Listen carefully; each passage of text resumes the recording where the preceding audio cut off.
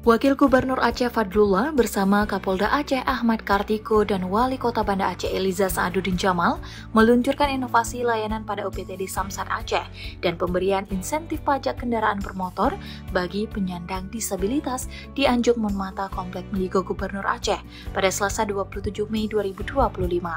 Wakil Gubernur Aceh Fadlullah mengharapkan dengan diluncurkannya sejumlah layanan baru yang inovatif itu dapat memudahkan seluruh masyarakat Aceh untuk membayar pajak kendaraan bermotor. Ia mengatakan pajak kendaraan merupakan salah satu sumber pendapatan Aceh yang begitu penting untuk menjalankan pembangunan. Kami mengapresiasi kerja Dirlantas Polda Aceh dan seluruh jajaran Samsat Aceh dalam mengutip pajak kendaraan yang nantinya juga akan dimanfaatkan untuk masyarakat. Sementara itu, Kapolda Aceh Irjen Pol Ahmad Kartiko mengapresiasi inovasi layanan baru yang diluncurkan pemerintah Aceh lewat Samsat dalam pembayaran pajak kendaraan bermotor.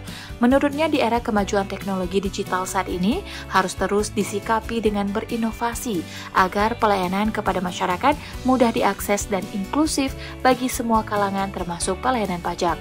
Dalam kesempatan itu, Kapolda berpesan agar Samsat bukan saja menjadi instansi pemungut pajak kendaraan bermotor, tapi Samsat juga harus berkontribusi dalam keamanan dan ketertiban berlalu lintas dengan cara memastikan kendaraan yang beroperasi layak jalan.